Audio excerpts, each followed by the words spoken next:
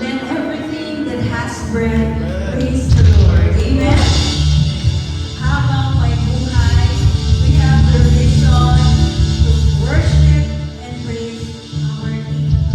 The Bible says that one day, every nation, every tongue, every tribe will come and worship our one true God. And that's the Lord Jesus Christ. What a wonderful vision, right? So ngayong gabi, tonight, we are here gathered once again to worship Him, to declare His goodness, ang kabutihan niya sa bawat isa. I may not know what everyone is going through. Siguro yung iba may mga dinadalang bigat sa puso. Some of us are having problems, but Lord knows your heart. Di ba namin alam lahat? But ang Panginoon, kilala niya po tayo. So may this time give us a moment to just worship Jesus, to just put Him in the middle of our worship. So let us all stand. Tayo po tayo lahat and let us experience His presence. I will teach you a little bit of different language from other side of the world. Can you say Ayo? Ayo. Ayo means come on. From the language of the Indonesian.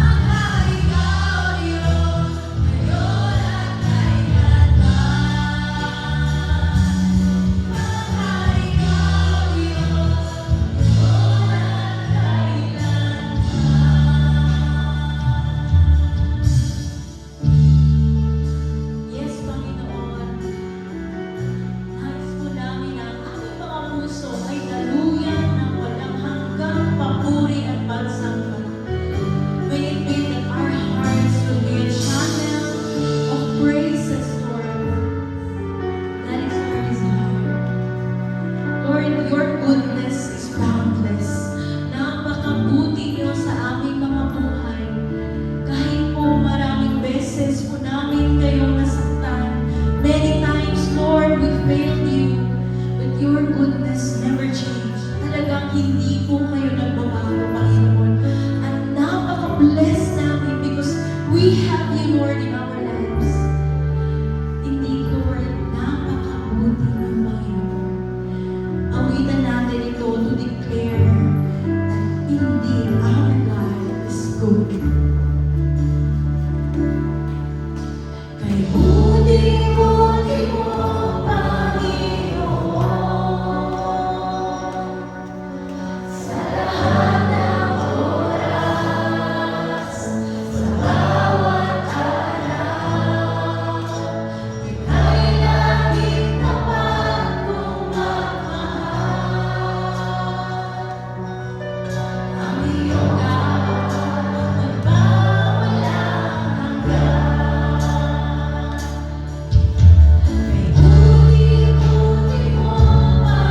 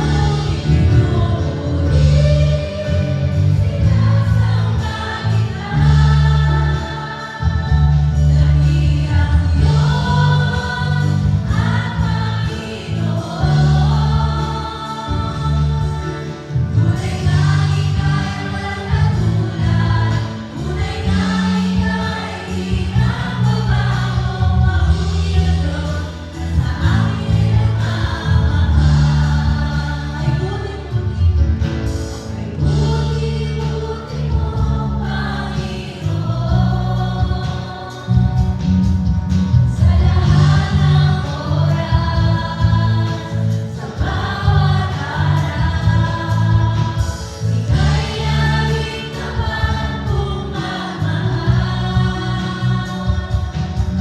Ang iyong awa nagpawalang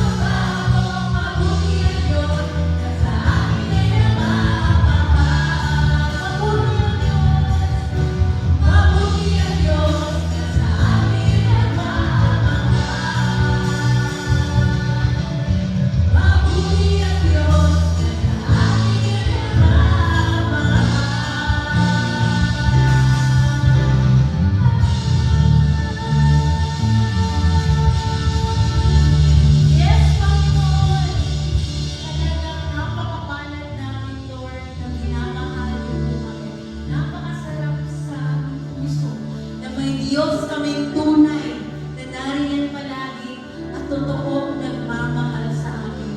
Maraming salamat, Panginoon, for this wonderful worship, Lord, where we can just communicate to you, Lord, through our singing, through our